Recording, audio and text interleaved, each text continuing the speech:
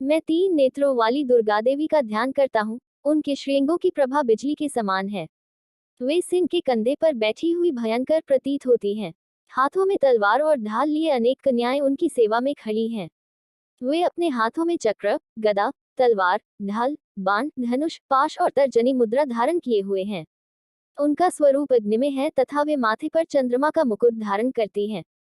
देवी बोली, देवताओं, जो एकाग्रचित होकर प्रतिदिन इन स्तुतियों से मेरा स्तवन करेगा, उसकी सारी बाधा मैं निश्चय ही दूर कर दूंगी। जो मधुकैटभ का नाश, महिषासुर का वध तथा शुंभ निशुंभ के संहार के प्रसंग का पाठ करेंगे, तथा अष्टमी, चतुर्दशी और नवमी को भी जो एकाग्रचित हो भक्ति पूर्वक मेरे उत्तम महात्म्य का श्रवण करेंगे, उन्हें कोई पाप नहीं छू सकेगा। उन पर पापजनित आपत्तियां भी नहीं आएंगी। उनके घर में कभी दरिद्रता नहीं होगी तथा उनको कभी प्रेमीजनों के विछोह का कष्ट भी नहीं भोगना पड़ेगा। इतना ही नहीं, उन्हें शत्रु से, लुटेरों से, राजा से, शस्त्र से, अग्नि से तथा जल की राशि से भी कभी भय नहीं होगा। इसलिए सबको एकाग्रचित होकर भक्ति पूर्वक मेरे इस महात्म्य को सदा पढ़ना और सुनना चाहिए।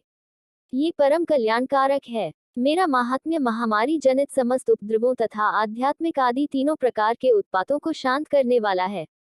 मेरे जिस मंदिर में प्रतिदिन विधिपूर्वक मेरे इस महात्म्य का पाठ किया जाता है, उस स्थान को मैं कभी नहीं छोड़ती। वहां सदा ही मेरा सन्निधान बना रहता है। बलिदान, पूजा, होम तथा महोत्सव के अवसरों पर मेरे इस चरित्र का पूरा पूरा पाठ और श्रवण करना चाहिए। ऐसा करने पर मनुष्य विधि को जानकर या बिना जाने भी मेरे लिए जो बलि, पूजा या होम आदि करेगा, उसे मैं बड़ी प्रसन्नता के साथ ग्रहण करूंगी। शरत काल में जो वार्षिक महापूजा की जाती है, उस अवसर पर जो मेरे इस महात्म्य को भक्तिपूर्वक सुनेगा, वह मनुष्य मेरे प्रसाद से सब बाधाओं से मुक्त तथा धन, धान्य एवं पुत्र से संपन्न होगा, इसमें तनिक भी संदेह नहीं है। मेरे इस महात्म्य, मेरे प्रादुर्भाव की सुंदर कथाएं तथा युद्ध में किए हुए मेरे पराक्रम सुनने से मनुष्य निर्भय हो जाता है।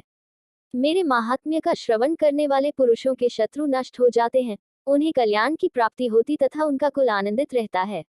सर्वत्र शांति कर में, बुरे स्वप्न दिखाई देने पर तथा ग्रहजनित भयंकर पीड़ा उपस्थित होने पर मेरा महात्म्य श्रवण करना चाहिए।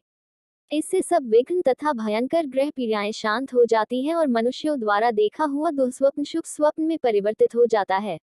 बाल ग्रहों से आक्रांत हुए बालकों के लिए यह महात्म्य शांतिकारक है तथा मनुष्यों के संगठन में फूट होने पर यह अच्छी प्रकार मित्रता कराने वाला होता है। यह महात्म्य समस्त दुराचारियों के बल का नाश कराने वाला है। इसके पाठ मात्र से राक्षसों, भूतों और पिशाचों का नाश हो जाता है। मेरा ये सब महात्म्य मेरे सामीप्य की प्राप्ति कराने वाला है। पशु, पुष्प, अर्घ्य, धूप, दीप, गंध आदि उत्तम सामग्रियों द्वारा पूजन करने से, ब्राह्मणों को भोजन कराने से, होम करने से, प्रतिदिन अभिषेक करने से, नाना प्रकार के अन्य भोगों का अर्पण करने से तथा दान देने आदि से 1 वर्ष तक जो मेरी आराधना की जाती है और उससे मुझे जितनी प्रसन्नता होती है, उतनी प्रसन्नता मेरे इस उत्तम चरित्र का एक बार श्रवण करने मात्र से हो जाती है। यह महात्म्य श्रवण करने पर पापों को हर लेता और आरोग्य प्रदान करता है।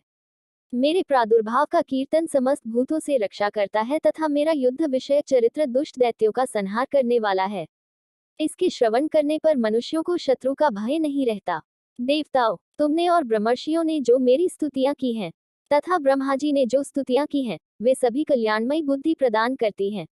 वन में, सूने मार्ग में अथवा दावानल से घिर जाने पर, निर्जन स्थान में, लुटेरों के दाव में पड़ जाने पर या शत्रुओं से पकड़े जाने पर अथवा जंगल में सिंह, व्याघ्र या जंगली हाथियों के पीछा करने पर, कुपित राजा के आदेश से वध या बंधन के स्थान में ले जाए जाने पर अथवा महासागर में नाव पर बैठने के बाद भारी तूफान से नाव के डगमग होने पर और अत्यंत भयंकर युद्ध में शस्त्रों का प्रहार होने पर अथवा वेदना से पीड़ित होने पर, सभी भयानक बाधाओं के उपस्थित होने पर जो मेरे इस चरित्र का स्मरण करता है, वह मनुष्य संकट से मुक्त हो जाता है। मेरे प्रभाव से सिंह आदि हिंसक जंतु नष्ट हो जाते हैं तथा लुटेरे और शत्रु भी मेरे चरित्र का स्मरण करने वाले पुरुष से दूर भागते हैं। ऋषि कहते हैं, यूं कहकर प्रचंड पराक्रम वाली भगवती चंडिका सब देवताओं के देखते देखते वहीं अंतर्धान हो गईं। फिर समस्त देवता भी शत्रुओं के मारे जाने से निर्भय हो पहले की ही भांति यज्ञ भाग का उपभोग करते हुए अपने अपने अधिकार का पालन करने लगे। संसार का विध्वंस करने वाले महाभयंकर अतुल पराक्रमी देव शत्रु शुंभ तथा महाबली निशुंभ के युद्ध में देवी द्वारा मारे जाने पर शेष दैत्य पाताल लोक में चले आए। राजन, इस प्रकार भगवती अंबिका देवी नित्य होती हुई भी पुनः पुनः प्रकट होकर जगत की रक्षा करती हैं।